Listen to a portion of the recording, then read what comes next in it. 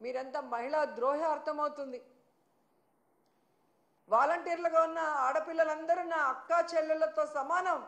వీళ్ళందరూ కూడా 5,000కి ఏమి వస్తుంది, 10,000గా వీళ్ళకి చేయిస్తాను అన్నావు.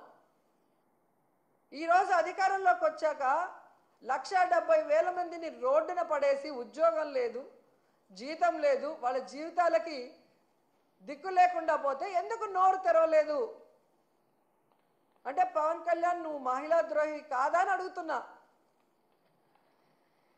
ఈరోజు మీ ఎమ్మెల్యేలు, మీ పార్టీలో ఉన్న నాయకులు ఏ విధంగా ఆడపిల్లల్ని వేధింపులకు గురిచేసి ఆడపిల్లల్ని మీ అధికారంతో భయపెట్టుకొని లోబర్చుకొని వాళ్ళని మోసం చేస్తుంటే అలాంటి వాళ్ళని పార్టీ నుంచి సస్పెండ్ చేయకుండా ఆ మోసపోయిన మహిళల్ని ఈరోజు బ్లాక్మెయిల్ చేసి సెటిల్మెంట్లు చేసి వాళ్ళతోనే మీరు ఏమి జరిగినట్టు మాట్లాడిస్తున్నారంటే ఈ రాష్ట్రంలో ఉన్న మహిళలు పిచ్చోళ్ళు కాదు, అందరూ గమనిస్తున్నారు.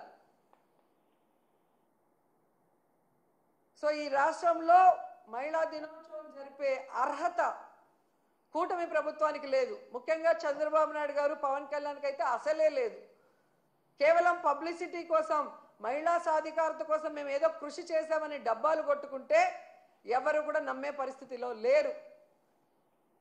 ఈ రాష్ట్రంలో మహిళలందరూ కూడా ఎదురు చూస్తున్నారు, ఎప్పుడెప్పుడు ఎన్నికలు వస్తాయా, మహిళల్ని మోసం చేసిన, మహిళల్ని దగా చేసిన, మహిళలకి వెన్నుపోటు పొడిచిన ఈ కూటమి ప్రభుత్వాన్ని కూకటి వేళ్లతో పెకిలించేయాలని ఎదురు చూస్తున్నారు. ఈ కూటమి ప్రభుత్వ నాయకులు ఒక్కటే తెలుసుకోవాలి, ఆడవాళ్ళని మోసం చేసిన ప్రభుత్వాలు, ఆడవాళ్ళని కన్నీళ్లు పెట్టించిన ప్రభుత్వాలు బాగుపడిన చరిత్రే లేదు. ఈవీఎంలని మ్యానిపులేట్ చేసుకొని అధికారంలోకి వచ్చారేమో కానీ ఈరోజు ఈ మహిళల కన్నీళ్లు శాపనార్థాలకి మీరు అడ్రస్ లేకుండా పోతారని కూడా మీకు తెలియజేసుకుంటున్నాం.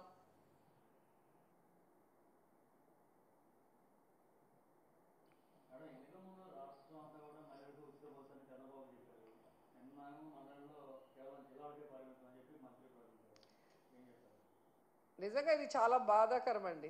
ఎందుకంటే పక్క రాష్ట్రాలలో కర్ణాటకలో కూడా ఫ్రీ బస్ అనౌన్స్ చేశారు, సక్సెస్ఫుల్గా రన్ చేస్తున్నారు. మరి మన రాష్ట్రంలో వీళ్ళు ఇచ్చిన వాగ్దానాన్ని ఎందుకు నెరవేర్చలేదు? మిగతా చోట స్టేట్ వైడ్గా మహిళకి ఫ్రీ బస్ ఇచ్చినప్పుడు ప్రామిస్ చేసి అధికారంలోకి వచ్చిన కర్ణాటకలో, ఆంధ్రప్రదేశ్లో ఎందుకు చేయలేకపోతున్నారు? మళ్ళీ ఒక మహిళ చేతనే మేము రాష్ట్రం అంతా చెప్పలేదు, ఓన్లీ జిల్లా పరిధి వరకే అన్నారు. కనీసం మీ ఇంటి చుట్టే అని చెప్పకపోవటం